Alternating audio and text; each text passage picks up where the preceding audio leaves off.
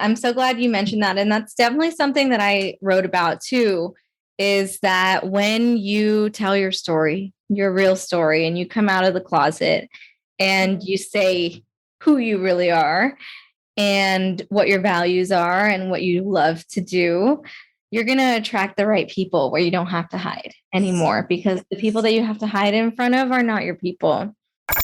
It's the Inspiration Place podcast with artist Miriam Schulman. Welcome to the Inspiration Place podcast, an art world insider podcast for artists by an artist, where each week we go behind the scenes to uncover the perspiration and inspiration behind the art. And now, your host, Miriam Schulman. Well, hey there, my passion maker. This is Miriam Schulman, your curator of inspiration, and you're listening to episode number 198 of the Inspiration Place podcast. I'm so grateful that you're here. Today, we're talking to an absolute force. Today's guest is a multiple six-figure queer woman of color. She's also Muslim. And she's sacred rebel, creativity mentor to the stars. She's an artist. She was actually an elementary school art teacher, and now she's a sacred business strategist. She's not your average business coach, though. And she supports magical beings to transform their gifts into thriving businesses, integrating creativity and soul. She loves weaving in topics including artistry, diversity, truth-telling, intuition, magic, and soul alignment. I invited today's guest to the podcast through an introduction, and I'm always being introduced to people. I have a friend, and she'd be great for your podcast, or he'd be great for your podcast. And this person, I was like, yes, actually, she would be really good for the podcast. And right before we were getting ready to record this for you, I discovered that she is exactly in the same place I am with her book writing process. So we're going to actually dive a lot into that book writing process today. So if you've ever been curious about that, about going behind the scenes to how books are made, believe me, I learned a lot, and there's many things I wish I had known ahead of time. So I hope you find that part of our conversation super fun and super interesting. One thing that we talk about during our conversation, or at least that I mentioned, is that I felt like my message has evolved as a result of writing the book. So many times my editor forced me to provide proof of my ideas, to provide research to back it up, to really clarify what I teach. And all this research and all this clarity that I'm getting, a lot of it is changing the way I teach in my programs inside the Artist Incubator coaching program. So my Artist Incubator clients, they always get everything first.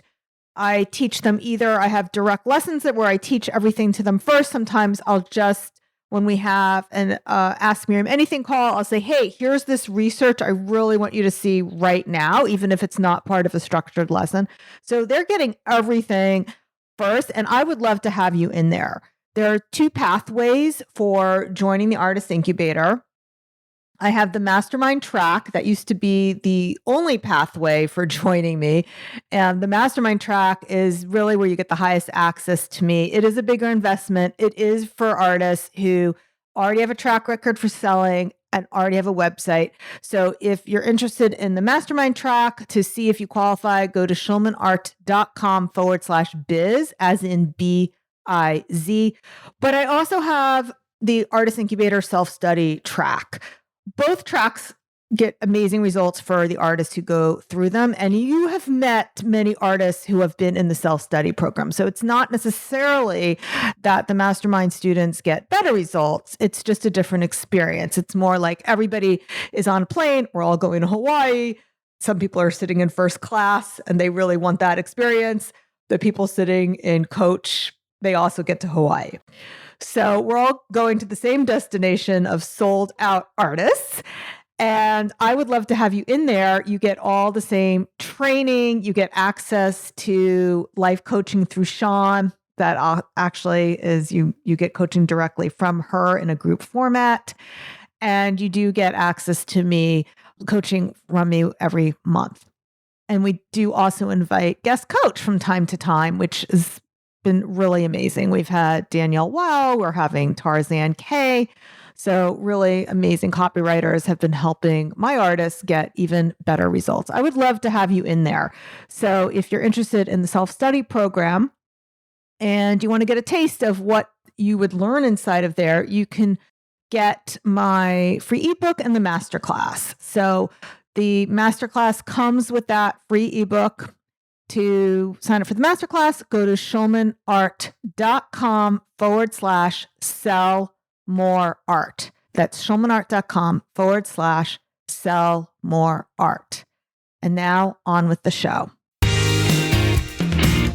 All right. So without further ado, please welcome to the Inspiration Place, Shereen Sun. Well, hello, Shereen. Welcome to the show. Hi, Miriam. I'm so excited to be here with you. Hello to all of our listeners. Can't wait to dive in and get super creative together today. Let me catch our readers up to our little private conversation. Shereen Sun has a book coming out.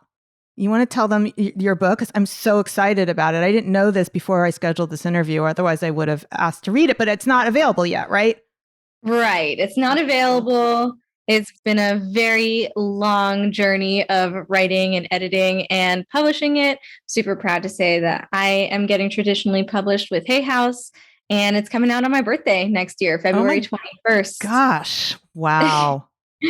Yes. So it's called Radiant Wild Heart, which is also the name of my business and my brand. And it's all about finding your creativity, unleashing your inner artist in the world and using it to make a difference. By being your beautiful, magical, amazing self. I'm sure it's going to be a ridiculously good book. And all right, so for me, this has been a very long slog. I hate to call it a slog, but it has been a very long process.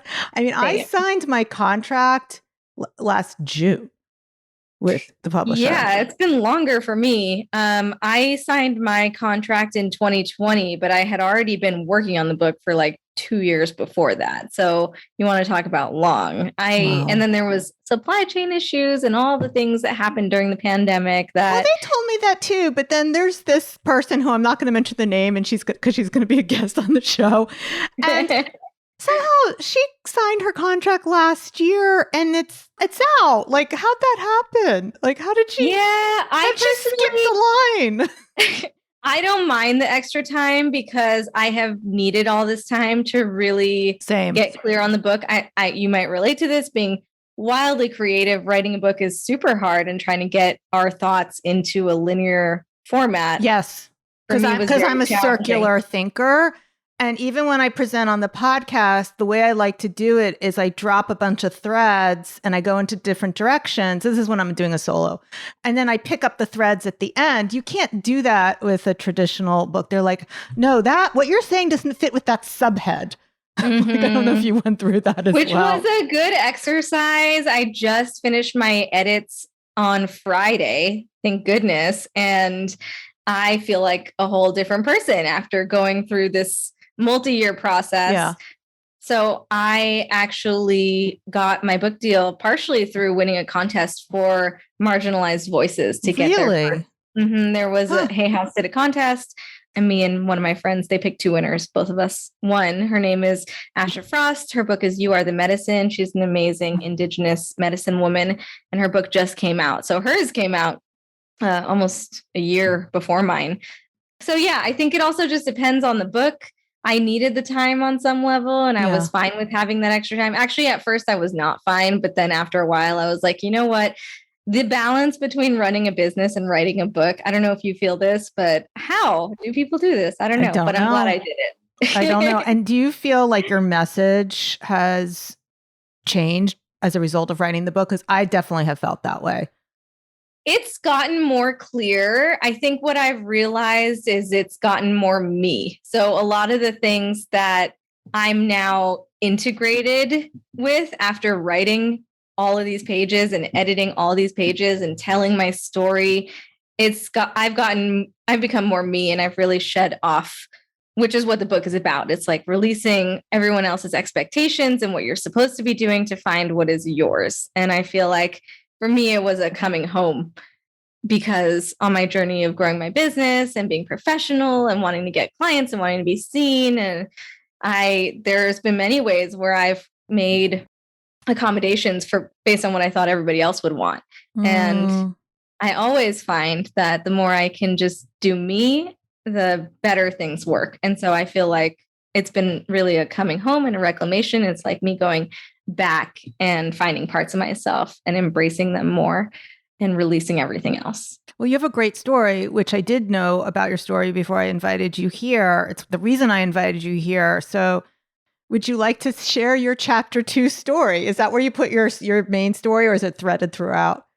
It's threaded throughout. It's all over the book. A huge part of my journey. So I'm a woman of color. I'm a first generation American. I'm Muslim American. I'm queer. I'm very queer. It's a big part of my identity. I'm an artist. There's all sorts of ways. I'm neurodivergent. There's all sorts of ways in which I've been different or felt othered or didn't know where I belonged. And through this process of living my creative mission, in my case, growing my business, but not even that, even before that, I was an art educator in schools, helping people access their creativity. I started a nonprofit around mural painting. Throughout this whole process, I've been creating the communities that I always needed and creating the spaces where I belong. So a big part of my journey is about finding my place in the world as a queer woman of color, particularly as a queer Muslim American woman. Isn't it it's dangerous to come out as a Muslim woman? Am I right about that? Can you explain that to our listeners who may not be familiar? Sure. I mean, there's homophobia in most religions and in a lot of society, especially in older generations. I'm stoked about the younger generation. They're so free, but that's in large part because of the work that our queer elders and even me for future generations have been doing to tell our stories, to come out of the closet. I want to say, if anyone's listening to this and they're like closeted in some way, I have so much compassion for that journey, because even me, having grown an audience of thousands of people, I have been out in various degrees. I first came out to my best friend when I was in middle school, and I didn't come out to my parents until like a few years ago.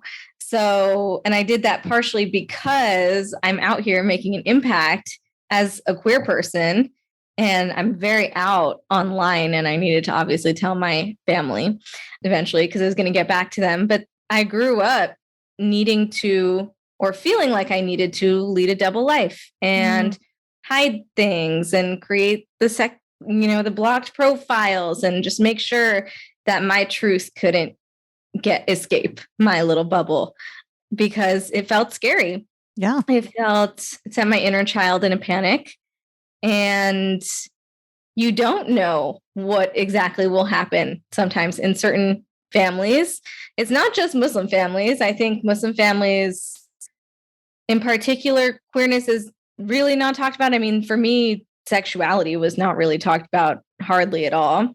And I know that doesn't just exist in Islam. Correct. And one thing, like my kids are, by the way, are 21 and 24. And just to give you context. So when my son was, I forget how old he was. I think when he was in high school, he asked me, what was the biggest change that has happened over the last 20 years? And he expected me to say, the internet. And I forget the exact question. And it may even have been when he was a little younger than that. But basically the biggest change in my lifetime. And it was not the internet. The biggest change in my lifetime that I've seen is people's greater acceptance of homosexuality. Humongous change. So when I was in college, I had gay friends, but I didn't know they were gay, but I kind of did. It was, people weren't in the closet. They were more, I like to call it, some people were like in a glass shower. Like they think they were in the closet, but everyone can kind of see but nobody Right. talked about it because that was, you don't say that and you don't stereotype because it was considered bad and wrong. And then it shifted to like the more Seinfeld, well, not that there's anything wrong with it, but there's sort of like that undercurrent, well, maybe there is something wrong with it, to all the way to when my daughter graduated high school in 2015 when gay marriage became legal. That is a huge shift that I saw over that 20 years or 30 years of people's attitudes. And I mean, I know we still have a long way to go, but yeah, my generation and the generation that came before me, it's a lot different than as you said, the generation that's growing up now. Totally. And even in my generation, so I'm a card carrying millennial, proud of it. And I did not realize until I came out to my dad, who's, in his 70s now. And I told him I was queer. And he was like, how could you call yourself that? To him, it was a derogatory term. And I didn't even know that. I did not realize that for him, his generation, it was a slur, basically. Yeah. And it's been totally reclaimed by people. And now it's a term of empowerment and it's an umbrella term. And it's a very liberating term that I and so many of my community members feel really aligned with, because it is, I personally don't identify as a lesbian. I identify as queer. And it feels very fluid and open-ended and subversive even. It feels like it has a political nature to it as well that I really resonate with. So yeah, I did not realize that when I first came out to my dad. And then once I did, I started looking into it a little bit more. And it was very difficult to put into words to explain to him what that meant and have him understand. But yeah, it's a revolution out here. And I'm very proud of my queer identity. It feels like home. My queer community has felt like chosen family throughout my life. So yeah, it's a lot of what's in the book also. And is your mother still with us? Mm-hmm. Yeah. And her reaction? Because you just mentioned your father. Yeah. So my dad is, he's an Orthodox Muslim, prays 5 times a day. He's a lot more religious. I feel like as a Muslim Americans, there's like various degrees of how strict you may be. I think I heard somewhere, maybe in Sunday school or something, that if you believe in Allah like enough, like a grain of sand, then you're like good and you're a Muslim. You can call yourself a Muslim. And there's lots of rules and parameters of how you could be the best Muslim you can be, which depending on where you go and which mosque you're at is more and more, for me, maybe divisive or homophobic. So let me just stick to the one question. So my mom, yes, she's Muslim, but she's like not anywhere as orthodox as my dad is. Okay. So they're very different. Side note, I grew up in Las Vegas, Nevada also. So there's that in the mix, which is like very un-Islamic place in some ways. And you still practice your religion, or do you still That's what I was going to say. Not real. In some ways I do, and in some ways I don't. I think queer Muslims in general, we find our own ways to practice the religion. And there's so many expressions of what being a Muslim could look like. For me, I could never disentangle it from my culture, because in the parts of the world where I come from, it is so embedded into the culture. So yeah, I do practice in my own way. And at the same time, it looks absolutely nothing like what it looks like for my dad. I'm not sure if that answers your question, but I think it answers many questions. Okay. So what is the title of your book? So my book is called Radiant Wild Heart.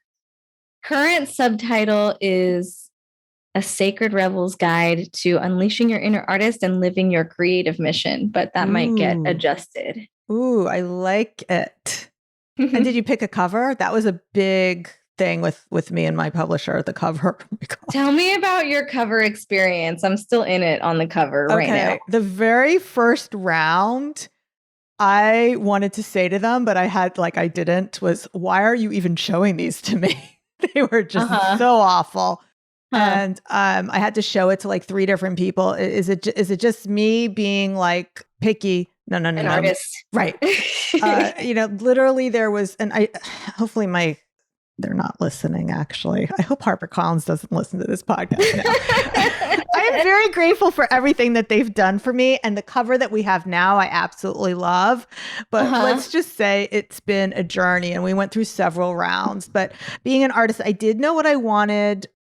I didn't design the cover myself. I didn't want my art on it because I coach artists. I teach artists art, but I really wanted my book to speak to people and not be specific to my artwork. But I still wanted it to feel like this is a book for artists and not just painters.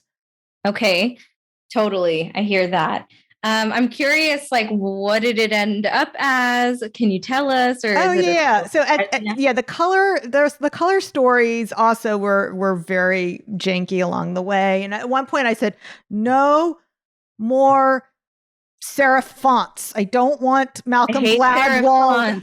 Malcolm Gladwell fonts. No. Never show me a serif font. I can't stand no serif fonts. Like that was one thing I was like, no serif fonts. And then at one point I said, here are the Pantone colors that I want you to use. Wow. So, and I gave them a bunch of different ones and they did go a little bit variations from it. But in the end, we ended up with like some smoky teals with midnight blue, and then there's like a pale yellow, and it has a retro feel. And I'm very proud, actually, of. And is your picture on it? No, is yours? Okay. No, it's not. But my friend's book just came out, and her picture was on it. I'm still in it with the cover. The cover they gave me is beautiful, and there's just so many options in the land of covers, and I'm having a little bit of commitment phobia. But I think what I have is great. I'm now working on the colors for it. There's like an ombre situation going on the cover, so I'm trying to figure out what that's going to look like. It is a 2-color book, so it's going to be colorful on the inside. Me too. Yay, you got 2 colors? I did. 2 or 4. Nice. I have no idea what they're going to do with it, though. So you got 2 versus 4. Yeah. 2. Yeah. Interior, you said 2, right? I'm 2. Yeah. I tried for 4. I tried really hard. Did you? No, I didn't. They offered the 2 to me. I was like, great. And I didn't know to negotiate for anything else because I'm just, okay. Yay. You gave me a book deal. Great. I know. Right. A foot in the door. We'll take it. Right. Now I'm asking for all kinds of things. It's like, can we do a sticker insert? I asked for a sticker insert. Did you get one? I don't know yet. I only asked for it today. I was like, can we get like a because I want to give them stickers, but I don't want to have to do a fulfillment. I want it to just be part of the book. Wouldn't that be awesome? Yes. I literally asked for stickers too. I'm going to go back and check in about the stickers, but yeah. What kind of stickers did you have in mind?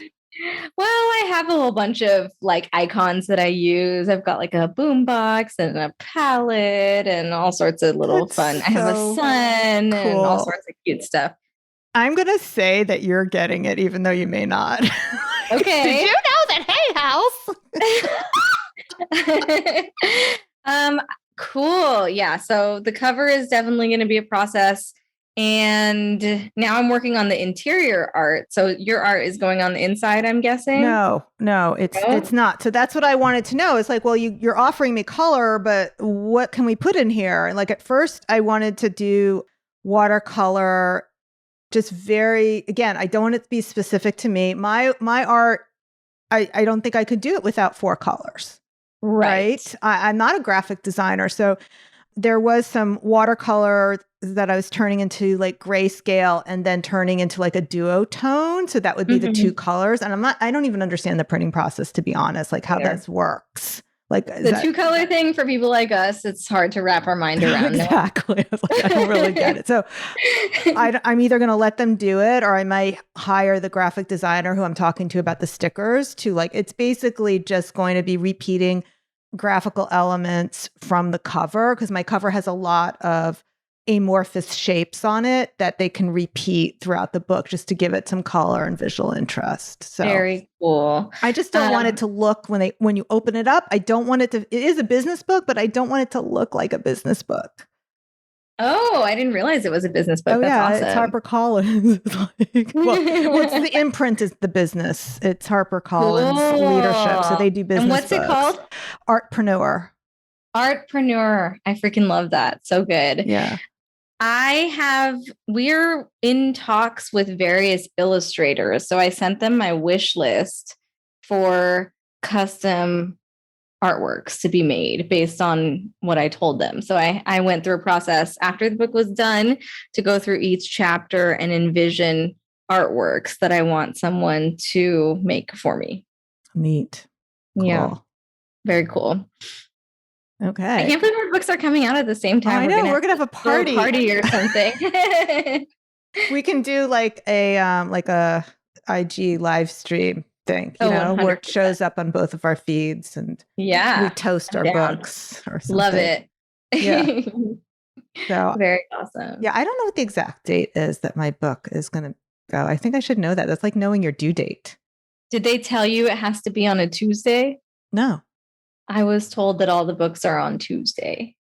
Oh, they tell me nothing. Actually, I was told it was going to be October, and then they pushed it, which is why I got more pissy when I saw this other person sail in ahead of me and a year ahead of me. Like, I just think she was a better negotiator. Just like I said, I didn't know to negotiate for things.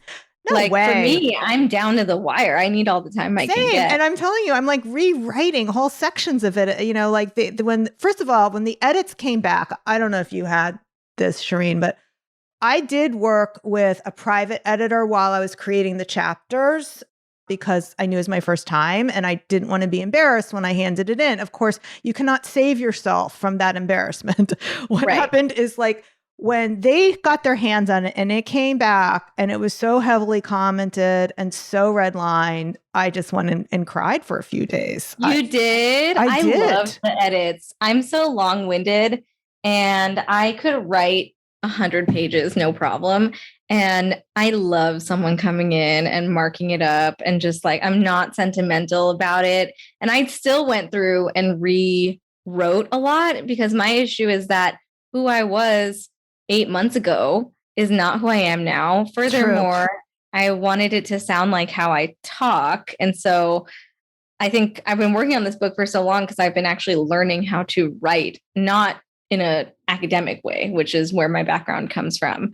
So I've had to rewrite and just make it sound more me. And I am nervous now that I sent in this round of edits. I think I get one more, but it's got to be minimal changes that I can make. And I keep wanting to rewrite the whole book. I sent them like 4 different proposals of 4 different books. Oh my gosh. To figure out what this book was about because I could write about so many different things. Well, the reason I started crying is not because I'm so precious with my words or even thought that they were so good. It was more the other way around, is that I had so much imposter syndrome while writing it. So when all those edits came back, it was like my inner imposter was like, see? You're not worthy of writing a book. And who are you to think you could write a book? But then after I had some space and time and was able to look at the comments and edits neutrally, in other words, I stopped reading them to myself in a sarcastic, mean voice. Like that's what I was doing. Like all the comments I was reading to myself. So with like mean girl voice and just looked at everything neutral. I saw that they were right about like 98% of everything that I was given. I was like, okay, yeah, I can see how this story does not serve. I see how this section undermines my entire point. I see how I didn't provide enough here. So, and did they send you, because my editor has been great at Hay House and she sent me, there were some moments of affirmation in there in the comments and those really carried me through. Not only were there moments of affirmations, but there were like silly jokes about puns and various things. No, I got none of that. So and actually I really carried me through. I had 2 editors. So one editor or 3. I mean, there was the acquisitions editor who bought the book. I thought she was the one who's going to edit a book. She was not. She did not. She put out Rachel Rogers' book. So she got promoted because like that was a huge book. And then it was handed to somebody and then she handed it to somebody else who did all those edits. But then I mostly worked with this third person who was very kind with me. And also it was really great because, as I said earlier, she had a different perspective because she's 10 years younger than me. She's a Black woman, and she just was able to bring in different insights and a different perspective to the book than even that first editor did. So I'm just very grateful that I have now so many points of view to help make my book be richer and reach more people with the message in the way I intended it, and just remove some of those maybe blind spots that I might have had about it. Yeah, it's such a blessing to have a whole team that can help make the book great, because I could have self-published it, but I love having all of this support and people who know how to make great books to help me through this first one. So here's my question. Now that we're like almost at the place where we can let this baby out to the world, and we've laughed and cried and bled all over these pages, would you do it again? You were going to ask me. It's kind of like when you're, all right, so you don't have it.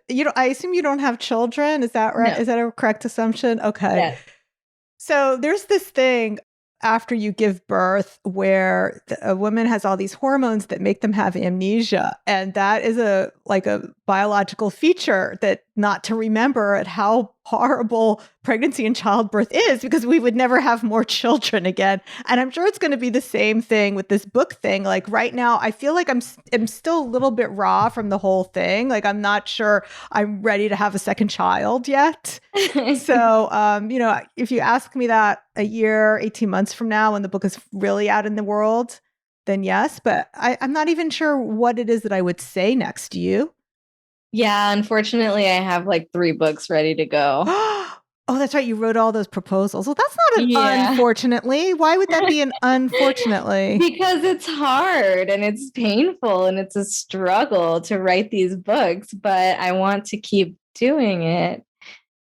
Good for you. That's great. It's my inner masochist, perhaps. But yes, I do want to do it again. I don't know when, but I'm hoping that I think this book was more difficult to write because of the subject matter. And it really forced me to go into my coming out journey and all my experiences that led me to be able to do this work. But I think the next ones that I want to write will be a lot easier to write now that I got this first one out of the way. And I really felt that on last Friday when I submitted my edits.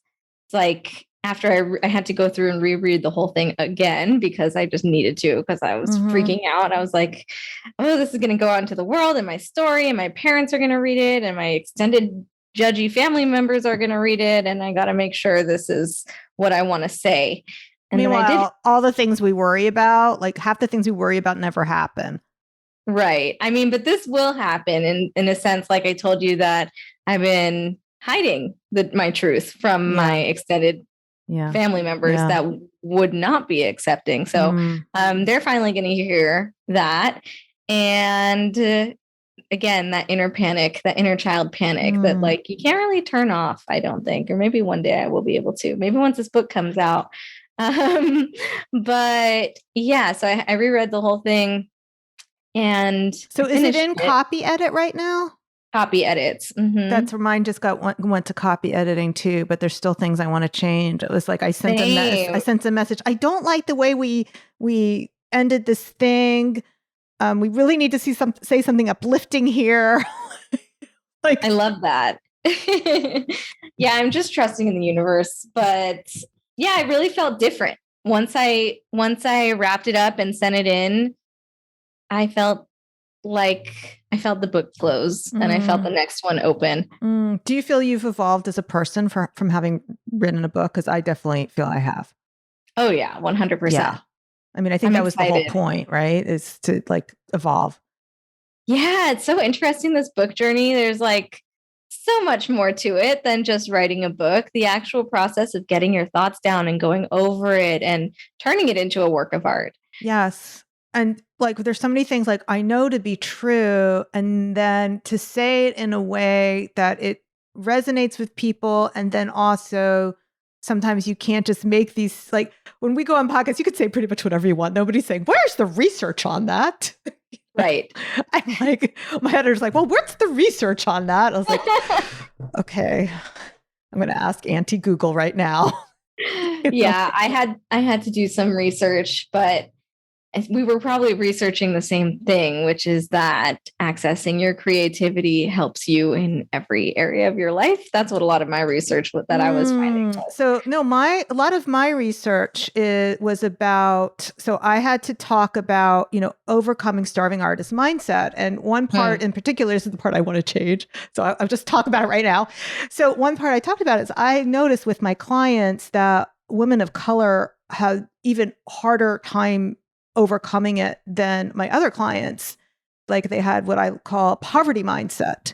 Mm-hmm. So we dug a lot into that. We dug in my book. I say we because at this point it feels like it's not just my work anymore. It's collaboration. But I dug a lot into what we talked about earlier about how important it is to lean into your values, to sell your art because you connect with people, but also even when you want to make a business out of it, the conscious consumer is somebody who really cares about your values and they want authentically what you have to say.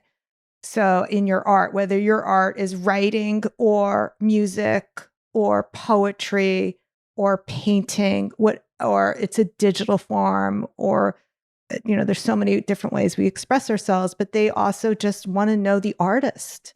So that was why it was so important for me to have you on this podcast. I really like to bring different voices in the art world. It is such not just the art world, but we see so many successful white men, and we all know the names of Picasso and Renoir, but not Edmonia Lewis or Julia Moretu or Alice Neal. And the coaching world is also very white and male. So to platform people, and so that, Shereen, people can look at people like you and I, and we're not flukes, and we want them to know they're not flukes either.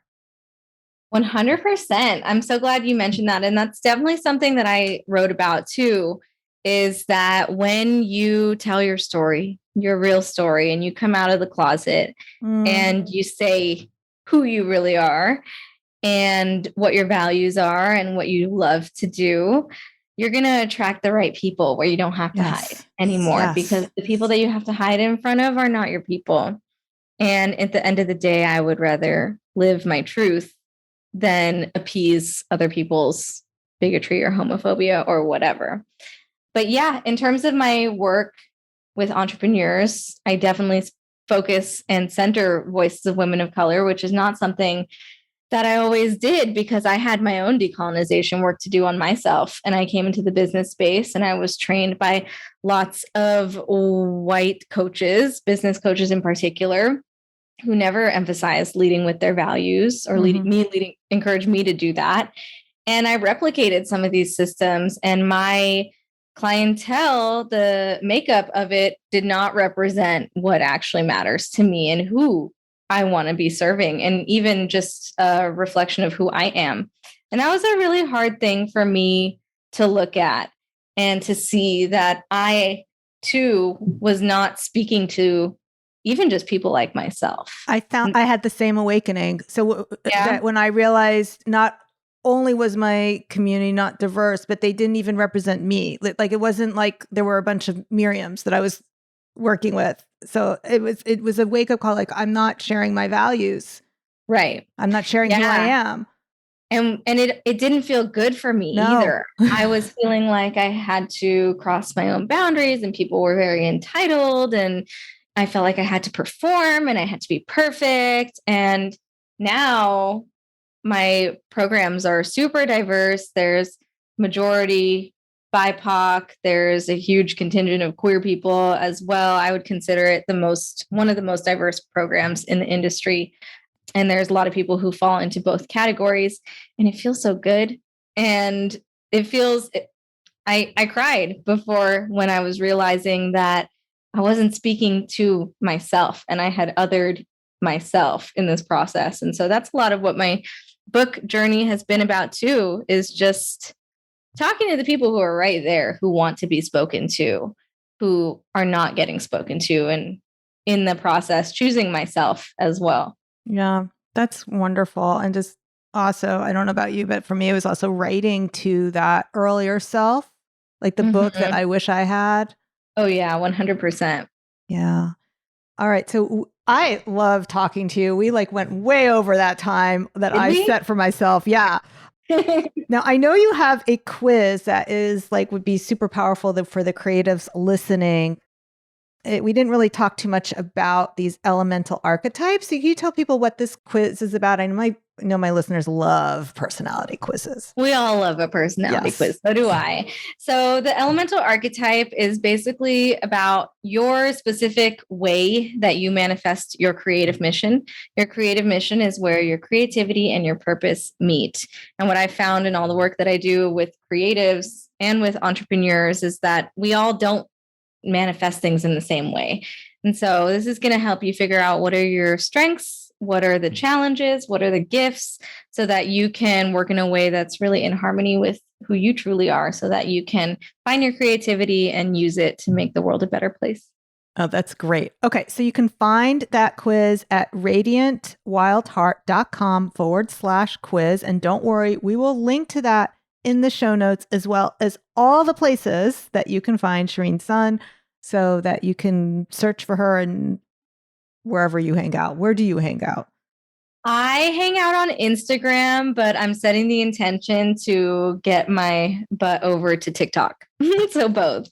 But I'm all up on Instagram. But I'm not so sure. It's like I'm stepping into the this pool over there. I'm putting stuff over there, but I don't know how committed I am yet. I'm excited. Are you? I think it's going to be fun. Yeah, I've got lots of thoughts on why. So if anyone wants to join me over on TikTok. Okay. And what's your handle on is it also Radiant Wild Heart? Everywhere it's Radiant Wild Heart. Perfect. All right. I will check you out. The business, the TikTok, the Instagram, Radiant Wild Heart. Okay. All of those places. Okay.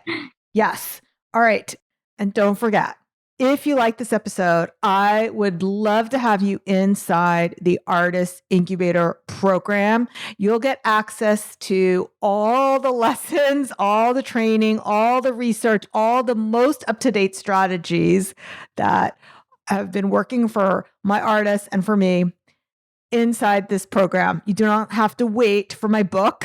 My book is not coming out till 2023, and I would love to give you all the strategies right now. And not only that, but beyond the strategies, you'll get the coaching as well as the accountability to see how you should apply it. So I would love to have you inside the program. To get started, you can experience my free masterclass. It also comes with the free ebook. Go to schulmanart.com/sell more art. Shereen, do you have any last words for our listeners before we call this podcast complete? I just want to remind everyone to stop caring what everyone else thinks and do what you love. And that's really going to help you find your purpose and your creative mission in the world. I'm so glad you're here. You're definitely going to come back somehow, some way with that new book. Yes. High fives. All right. Thank you so much for being with me here.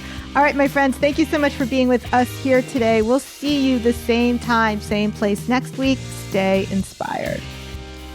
Thank you for listening to the Inspiration Place podcast. Connect with us on Facebook at facebook.com/SchulmanArt, on Instagram @SchulmanArt, and of course on schulmanart.com.